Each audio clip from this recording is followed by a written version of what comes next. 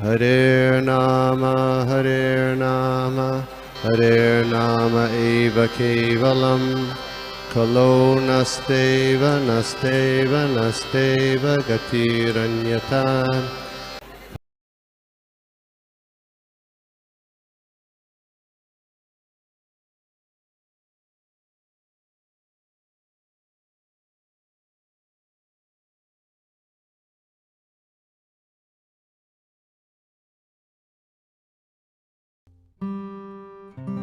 सादि गौर भक्तवृंदा हरे कृष्णा कृष्णा कृष्णा हरे हरे हरे राम राम राम हरे हरे।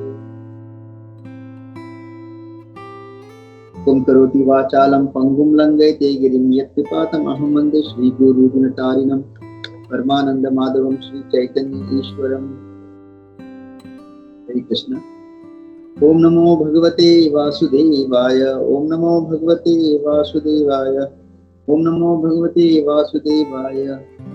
नारायणं नमस्कृत्य नरं चैव नरोत्तमं देवीं सरस्वतीं व्यासं ततो जयमुदीरये स्वभद्रेषु नित्यं भागवत सेवया भगवती उत्तम श्लोके भगवती में स्तुति। हरे कृष्णा। तो बहुत बहुत धन्यवाद प्रभु जी सेवा के लिए। भागवतम का हम तीसरे स्कंद अध्याय 15 और श्लोका नंबर 8 आज चर्चा करेंगे। आज का दिन भी बहुत अच्छा है। आज हमारे साधु संघ के जो मेंबर सर्वदेव गिरिधारी प्रभु का आज तिथि भी है उड़पी में, तो पहुंचने सब उनकी और सबको बहुत बहुत बधाई। बहुत अच्छा का दिन प्रारंभ हो। तो 8वां श्लोक देख रहे हैं। यस्य वाचा प्रजा सर्वा गावस्तेव यंत्रिताः हरन्ति बलिं आयातस् तस्मै मुखाय ते नमः। Translation and purport by Divine Grace A.C. Bhaktivedanta Swami Srila Prabhupada ki jai. All the living entities within the universe are conducted by the Vedic directions, as a bull is directed by the rope attached to the bull's nose. No one can violate the rules laid down in the Vedic literatures. To the chief person who has concluded the Vedas, we offer our respect. Purport छोटा है, मैं पढ़ता हूँ। The Vedic literatures are the laws of the Supreme Personality of Godhead. One cannot violate the injunctions given in the Vedic literatures any more than one can violate the state laws. Any living creatures who wants real benefit in life must act according to the directions of the Vedic literature. The conditioned souls who have come to this material world for material sense gratification are regulated by the injunctions of the Vedic literatures. Sense gratification is just like salt. One cannot take too much or too little, but one must take some salt in order to make one's food stuff palatable. Those conditioned souls who have come to this material world utilize the senses according to the direction of the Vedic literature. Otherwise, they will be put into the more miserable condition of life. No human being or demigod can enact laws like those of Vedic literature, because the Vedic regulations are prescribed by the Supreme Lord. करोति वाचालं पंगुं लंघयते गिरिं। हरे कृष्णा। तो यहाँ पे ब्रह्मा जी को सारे देवी देवता, क्योंकि हम जानते हैं कि भगवान के द्वारा ही हमको वेद मिलते हैं, लेकिन फिर वो ब्रह्मा जी के द्वारा फिर ये given to us through Brahma ji के द्वारा हमको मिलते हैं। तो all living entities within this universe are conducted by the Vedic direction. तो जितने भी हम जीव इस भौतिक जगत में है, हम लोग अपने मनमानी ढंग से कार्य नहीं कर सकते, क्योंकि जैसे हम जानते हैं अगर कोई रास्ते पे गाड़ी चला रहा है तो उसको उस स्टेट या उस देश का जो भी ट्रैफिक रूल है उसको फॉलो करना है। यानी अगर लाल बत्ती अगर दिखती है तो इट इज कंपलसरी कि आपको है। अगर आप नहीं रोकोगे, लाल बत्ती अगर है और आप फिर भी गाड़ी आगे लेके जाओगे तो उसका आपको फिर क्या होगा, या तो आपको इमीडिएटली पुलिस पकड़ के आपको फाइन देगा, चालान काटेगा, या फिर अगर वहां पे कोई पुलिस वाला नहीं है तो वहां पे कैमरा लगा होता है, तो वो आपका गाड़ी नंबर कैप्चर करके फिर कुछ दिनों बाद आपको घर पे चालान आएगा, इसका आपको वो भुगतान करना पड़ेगा। तो उसी तरह से हम जितने भी जीव यहाँ पे है इस भौतिक जगत में, तो हम सबको as per rules and regulation कार्य करने पड़ेंगे। और यहाँ पे बहुत अच्छा दिया है कि एज अ बुल, जैसे एक बैल, उसके जो छिद्र रहते ना वो मुंह के ऊपर, तो वहां पे रस्सी लगा के जैसे उसको बैलगाड़ी में बांध, या तो बैलगाड़ी में वो चलता है, या फिर जब उसको हल चलाने के लिए खेत में लेके जाते हैं तो उसको उस रस्सी से उसको पूरा कंट्रोल करते हैं या फिर उसको डायरेक्ट करते हैं। और कोई भी जो जीव है इस भौतिक संसार में नहीं कह सकता है कि यहाँ के जो नियम है मैं उसको नहीं मानता या मैं उसके अनुसार नहीं चलूंगा।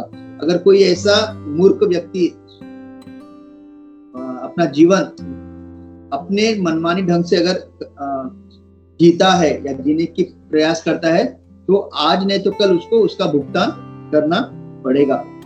तो हर कोई जीव, प्रभुपाद सुंदर तरीके से कहता है कि हर एक जो बद्ध जीव है जो इस भौतिक जगत में आया हुआ है उसको नियमों के अनुसार ही कार्य करना चाहिए। And the Vedic literatures are the laws of supreme personality of God, धर्मम तो साक्षात भगवत प्रणीतम। तो जितने भी यहाँ पे जो रूल रेगुलेशन है ये भगवान के ही दिए हुए लॉज है। तो जब भगवान ने खुद दिए हुए तो it is very very important कि हम उसको माने। अगर नहीं मानेंगे तो उसका जो भुगतान है वो बहुत ही तो ज्यादा ये करना पड़ेगा।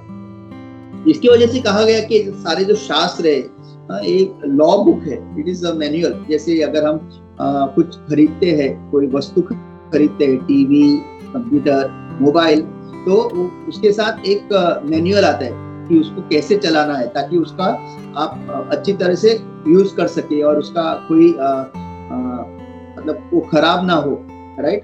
अगर मैनुअल के हिसाब से हम चलाएंगे तो वो वस्तु अच्छी तरह से टिकती भी है और उसका हम अच्छी तरह से उपयोग कर सकते हैं। उसी तरह से ये जो सारे शास्त्र है, भगवत गीता एक्चुअली कहते हैं it is a manual for every human being. जो हमारा ये शरीर है इसको यंत्र कहा गया ना, तो यंत्र को किस तरह से हम अच्छी तरह से इस भौतिक जगत में चलाए उसके लिए भगवत गीता वो मैनुअल है। तो हर किसी को एज पर शास्त्र अपना जीवन जीना चाहिए।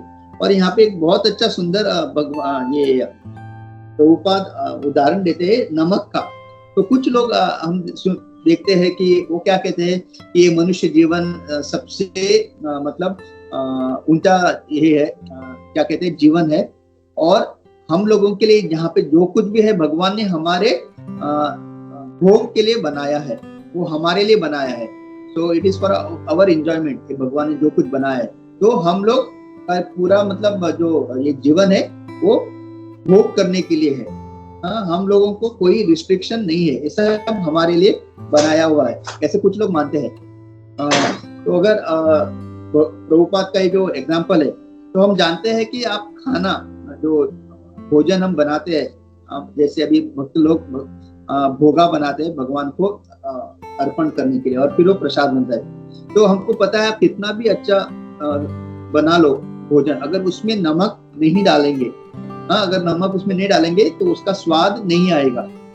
तो अगर कोई एक व्यक्ति है जो मतलब पहली बार देख रहा है, मतलब उसको मतलब उतना ज्यादा खाना बनाना वगैरह नहीं आता, और वो अगर किचन में आता है और वो सुनता है किसी से कि जो खाना है वो तभी स्वादिष्ट बनता है जब उसमें नमक डाला जाता है, उसने ये सुन लिया और उसको बताएगा कि नमक ही ऐसा चीज है जिससे खाना स्वादिष्ट बनता है, नमक की वजह से।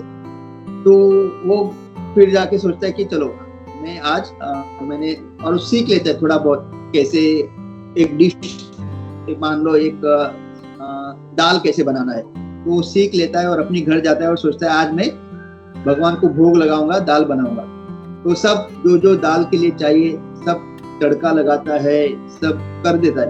और उसने क्या सुना था, उसने सुना था कि नमक जो है वही जो है उस खाने को स्वाद देता है। तो अगर उसने सोच लिया कि अगर नमक जो है स्वाद देता है, तो अगर मैं ज्यादा नमक डालूंगा तो ज्यादा स्वाद आएगा। अगर उसने ऐसा सोच लिया, और सोच लो उसने एक मतलब एक चुटकी भर जगह उसने बहुत सारा नमक डाला, क्योंकि वो उसने क्या सुना था, नमक ही स्वाद डालता है ना, तो ज्यादा नमक डालूंगा तो ज्यादा स्वाद आएगा। ऐसा होगा क्या, पूरा जो उसने बनाया था इतना मेहनत करके वो पूरा खराब हो जाएगा, क्योंकि नमक ना ज्यादा ना कम, जितना डालना है उतना ही डालेंगे तो स्वाद आएगा, राइट।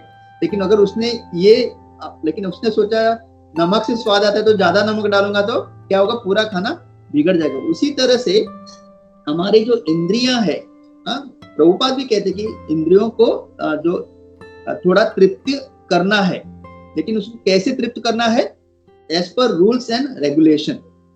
जैसे इवन ब्रह्मचारी लोग अपनी इंद्रिय तृप्ति करते हैं, कैसे, उनका इंद्रिय तृप्ति करने का जो स्तर है वो बहुत ही ऊंचा स्तर है। वो कीर्तन करके अपनी इंद्रिय तृप्ति करते हैं, कीर्तन में नाच के अपनी इंद्रिय तृप्ति करते हैं, हमेशा प्रसाद लेके, हमेशा भक्तों का संग करके, हमेशा धाम में जाके। तो जो ब्रह्मचारी और जो हमारे सन्यासी जो है, इन लोगों का ये इंद्रिय तृप्ति है, हमेशा भगवान को केंद्र में रख के भगवान का भक्ति करते करते ये लोग इंद्रिय तृप्ति करते हैं। तो ऐसा नहीं कि सन्यासी ब्रह्मचारी इनका जीवन तपस्या वाला जीवन है। हमको ऐसा लगता है, क्यों, क्योंकि हम अभी भी, हमारा जो इंद्रिय तृप्ति का डेफिनेशन बहुत ही अलग है। हम लोग जब तक मतलब हम लोगों का इंद्रिय तृप्ति क्या है, क्योंकि हम अभी भी बद्ध अवस्था में है, भले ही हम भक्ति कर रहे हैं, लेकिन क्योंकि हम अभी भी हमारा मतलब चेतना पूरी तरह से विकसित नहीं, हमको लगता है इंद्रिय तृप्ति मतलब दोस्तों के साथ घूमने जाना, सिनेमा जाना, कभी कभी बाहर खाना और सब ऐसा करते करते मतलब सबसे हाईएस्ट लेवल हमको लगता है इंद्रिय तृप्ति मतलब मैथुन करना। मतलब जो मैथुन से हमको जो क्या बोलते हैं प्लेजर मिलता है, आनंद मिलता है, हमको लगता है ये हाईएस्ट है। तो शास्त्र को भी पता है कि बद्ध जीव ये मतलब ऐसे करेंगे। इसके वजह से ये जो पूरे वेदा में एक तो पूरा जो वेदा है उसमें बताया गया कि किस तरह से आप ये सारे नियम फॉलो करते करते करना है। इसलिए गृहस्थ जीवन दिया गया है, राइट।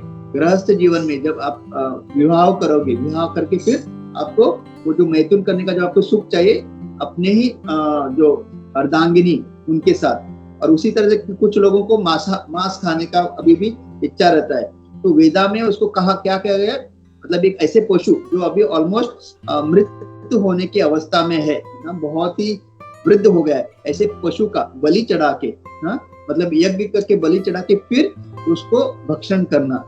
तो अगर आप देखोगे तो अगर किसी को ऐसा मांस खाने का अगर इच्छा है तो बार बार उसको वृद्ध पशु मिलना और उसका यज्ञ करना फिर बलि चढ़ाना ये संभव नहीं है। तो एक्चुअली वेदा क्या बता रहे हैं कि ये जो तुम कर रहे हो गलत है, लेकिन क्योंकि तुम्हारी इच्छा है तो तुम इसको इस नियम के द्वारा इसको आप बलि चढ़ा के।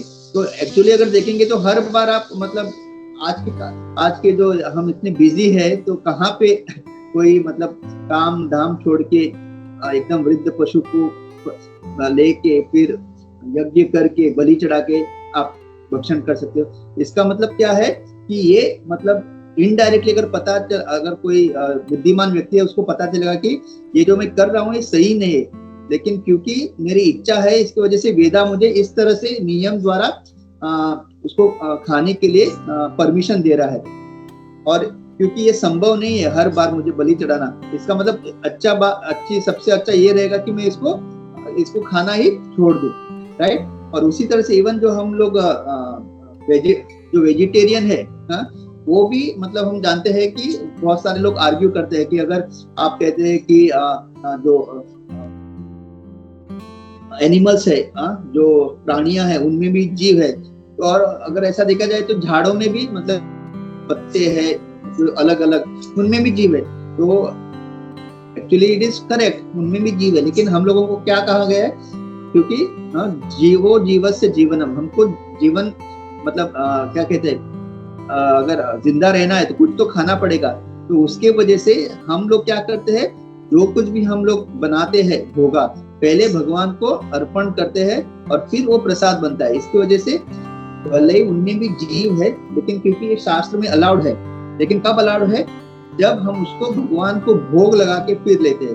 तो अगर देखेंगे तो हमारा भी गोल ऑफ लाइफ वेजिटेरियन बनना नहीं है, हम लोग वेजिटेरियन नहीं है, हम लोग उस वेजिटेरियन पकवान को जब भगवान को भोग लगाते और जब उसको प्रसाद के रूप में ग्रहण करते, तब हम मतलब उस कर्म से मुक्त होते हैं। इसलिए भगवान भगवत गीता के 4 अध्याय में अच्छी तरह से कहते हैं कि किम कर्मो किम अकर्म कवयो अप्यो अमोहितः तत्तत् कर्म, मतलब क्या कर्म है और क्या अकर्म है, इसको समझना इवन कवियों मतलब बहुत जो बुद्धिमान व्यक्ति है वो भी कभी कभी विचलित हो जाते हैं। हाँ, हम लोग सोचते हैं ना, मतलब क्या करेंगे तो हमको कर्म लगेगा, क्या नहीं करेंगे तो मतलब कर्म नहीं लगेगा। मतलब बहुत ही ये कॉम्प्लिकेटेड, मतलब बहुत ही जटिल ये एक कंसेप्ट है। तो इसलिए हम जो भी हमको इस भगवत गीता में या भगवान बताते हैं, या हमारे आचार्य, हमारे गुरु, हमारे वरिष्ठ जो वैष्णव हमको बताते हैं, अगर हम उस अनुसार अगर चलते रहेंगे तो हमको कोई डरने की बात नहीं।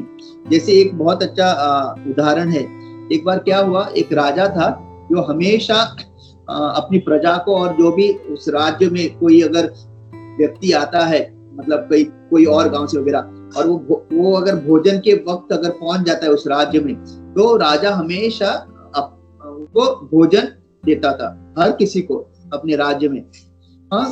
तो एक दिन क्या हुआ, तो क्या होता था कि बाहर राज्य के बाहर और जो आंगन है उसमें सबको बिठा के वो राजा खुद परोसता था। मतलब बहुत सारे आइटम होते ना, उसमें से एक आइटम राजा खुद परोसता था। तो एक दिन क्या हुआ, जब राजा ऐसे सब लोग बैठे हुए थे और राजा परोस रहा था, तो ऊपर से गरुड़ जी जो है एक सांप को, मतलब उन्होंने एक सांप को मारा था, क्योंकि हमको पता है गरुड़ जी का भोजन क्या है, सांप, और वो जहरीला सांप था। तो गरुड़ जी ने एक सांप को मार के पकड़ के ऊपर से लेके जा रहे थे, और लेके जा रहे थे तब वो सांप मरा हुआ था, लेकिन उसके जो दांत से एक विष का जो बूंद है ना, ऊपर से जब जा रहा था, वो जाके जिसको राजा सर्व कर रहा था, सबको परोस रहा था, उस वो जो यूटेंसिल है उसमें वो एक बूंद वो जो जहर का उसमें गिर जाता है।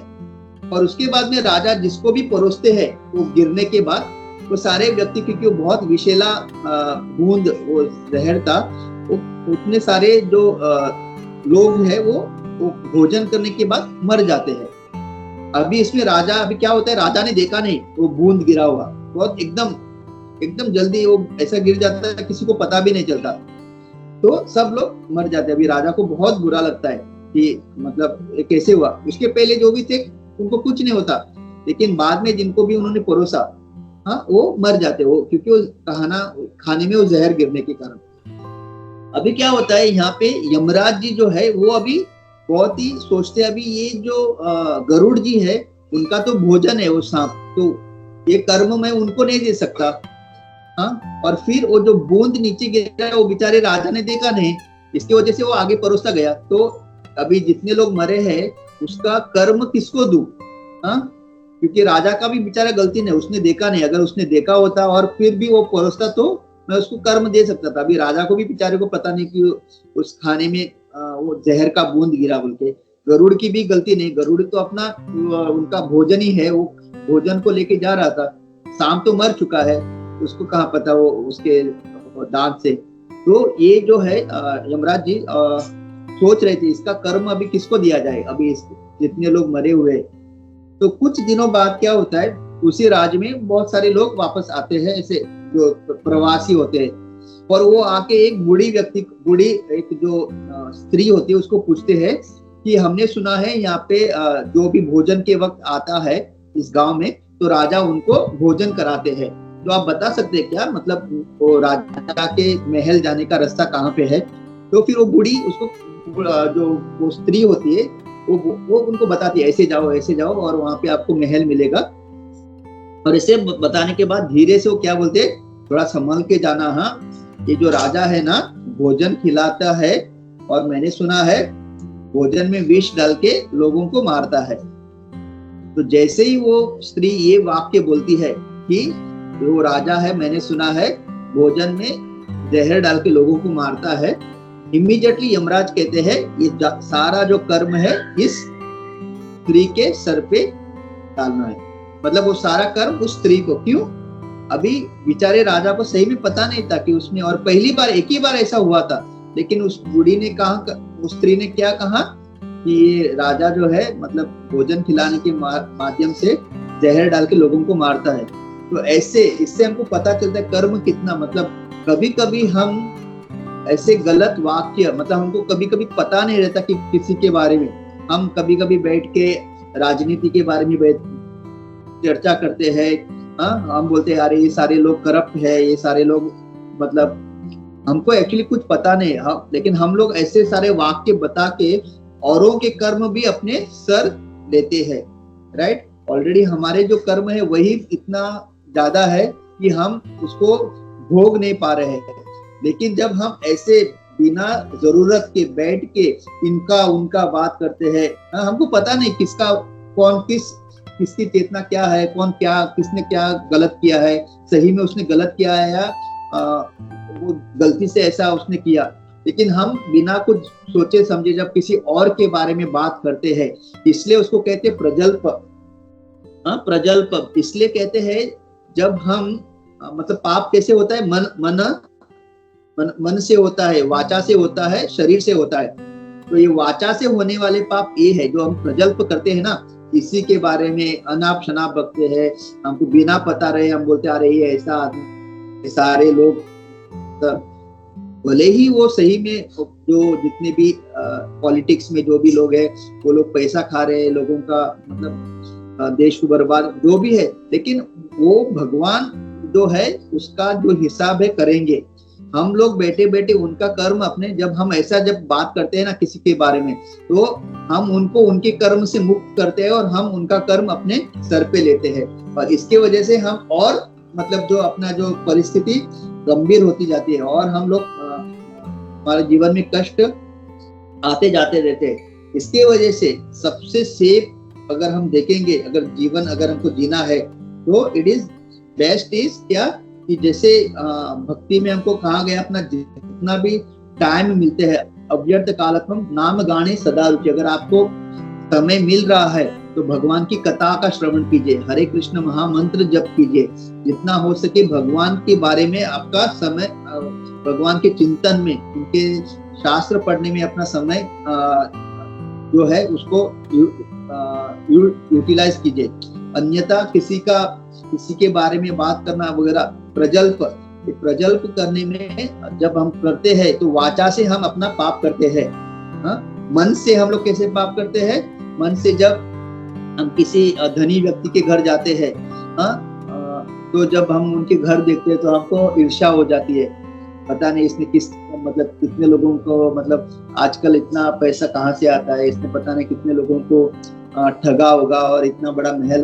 तो मन से, तो जब हम मन से ऐसा सब सोचते हैं ना किसी के बारे में, तो उससे मानसिक मतलब मन क्या बोलते हैं, मन के स्तर पे हम लोग पाप करते हैं। तो मनसा कर्मणा वाचा, और कर्म से तो हमको पता है, इवन जब हम किसी भक्त को देखते हैं और हम खुश नहीं होते हैं, right, it is very very, मतलब ये भी एक वैष्णव अपराध होता है। अगर आप किसी वैष्णव को आपके सामने देख के अगर आपके हृदय में खुशी नहीं हो रही और ऊपर से आपको अगर कुछ अलग भाव आ रहा है, वो भी जो है क्या कहते हैं, वो पाप होता है। इसलिए अगर हम देखेंगे चाणक्य क्या कहते हैं, मात्रवर परदारेषु परद्रव्येषु लोष्ट्रवत् आत्मवान सर्वभूतेषु यह पश्यति स पंडितः।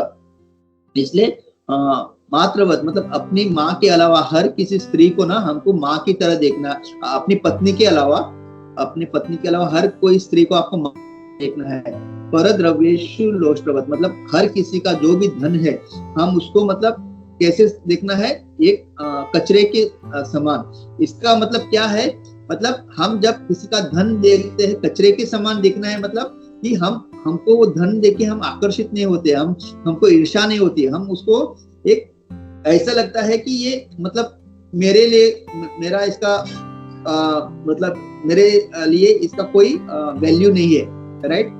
हाँ, तो जब हम किसी का धन को या किसी को बड़े धनी व्यक्ति को देख के अगर हमारे मन में कोई ईर्ष्या नहीं हो रही है या हमको नहीं लगता है कि मुझे भी ऐसा बनना है, तो क्या होगा, तो हमारा मन शांत रहता है। तो किसी का भी धन देखेंगे उसको गार्बेज, अगर आप कचरे के डब्बे के सामने जाओगे तो क्या करोगे, उसमें से कुछ आप लेने का कोशिश करोगे क्या? नहीं, आपको पता है पूरा गंदा चीज है।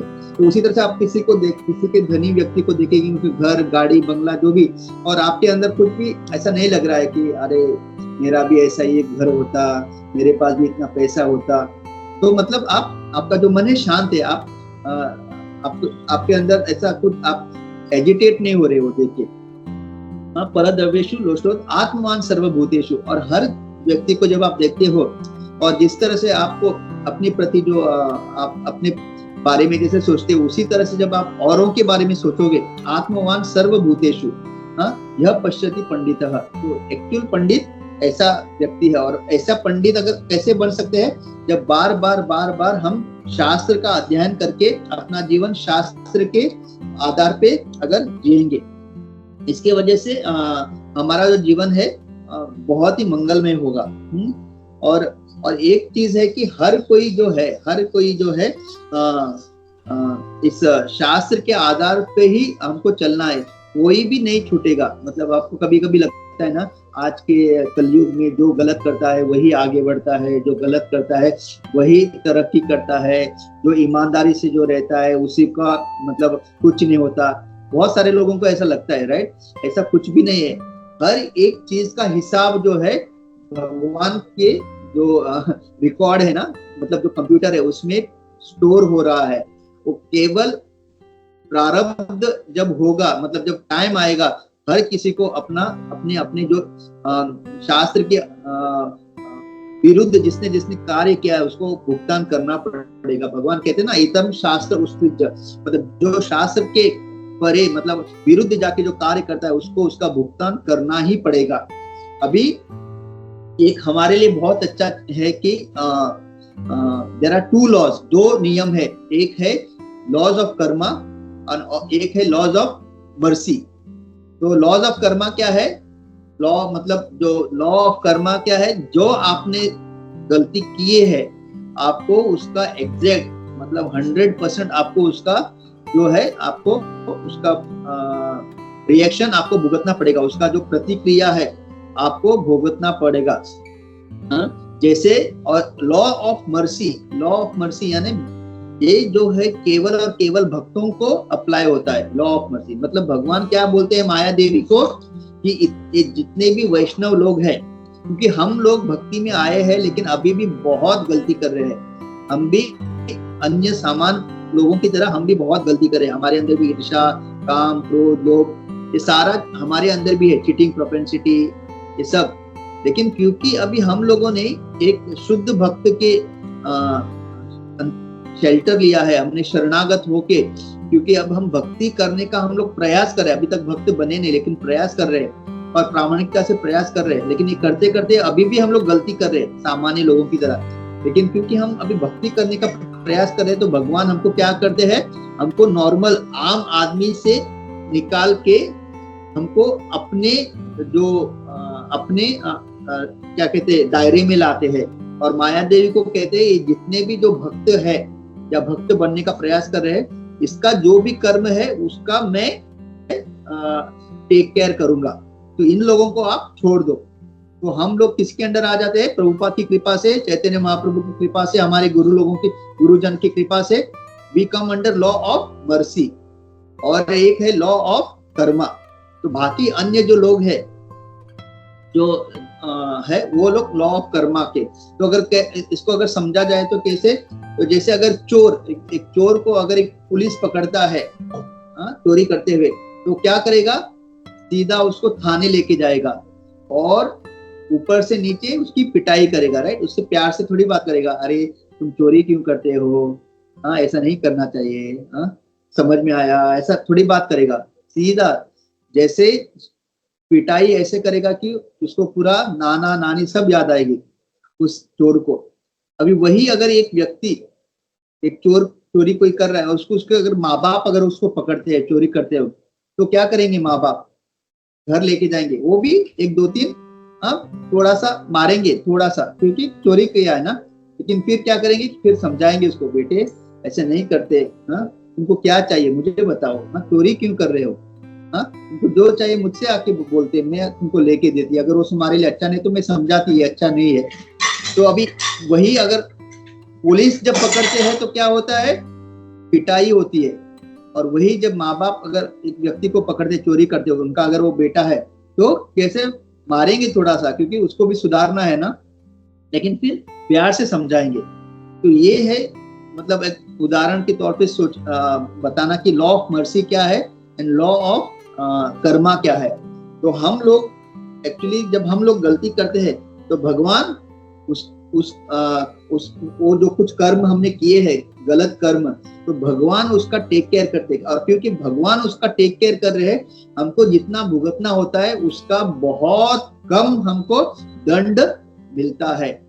और एक सब कृपा हमको प्रभुपाद के वजह से मिल रही है। तो जितने भी भक्त है या भक्त बनने की प्रयास कर रहे हैं, हम लोग लॉ ऑफ मर्सी में आ रहे हैं। इसकी वजह से आप लोगों ने भी बहुत अनुभव किया होगा कि आपके जीवन में जब से आप भक्ति में आए हैं कितना सारा आपको कितना सारा, मतलब आपकी गलतियों का, मतलब ऑलमोस्ट ऐसा लगेगा कि भगवान ने इसको अनदेखा किया है, और बहुत ही कम हमको उसका जो है मुक्त, बहुत बहुत सारे लोगों ने इसका अनुभव किया रहेगा, राइट, कि किस तरह से हमको भगवान बार बार बार बार बचा रहे हैं, राइट।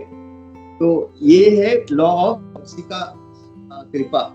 लेकिन इसका मतलब ये नहीं है कि हम लोग भक्ति में आए तो भगवान क्योंकि अभी हमारा टेक केयर करे तो हम कुछ भी करें, क्योंकि भगवान मूर्ख नहीं है।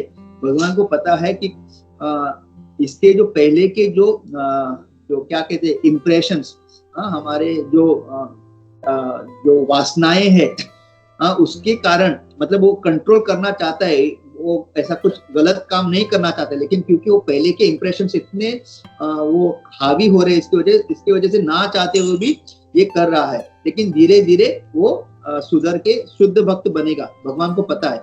लेकिन अगर कोई जानबूझ के अगर सोचता है कि हाँ भक्ति करना मतलब फ्री लाइसेंस है, आप जो भी चाहे करो, भगवान टेक केयर करेंगे, नहीं, ऐसे लोगों को भगवान पहले भक्ति से निकाल के वापस माया देवी के पास देंगे और बोलेंगे इसको ज्यादा इसको ये करो, दंड दो। तो ये होता है। तो लेकिन ओवरऑल अगर हम देखेंगे, अगर हमको सही में अपना जीवन अगर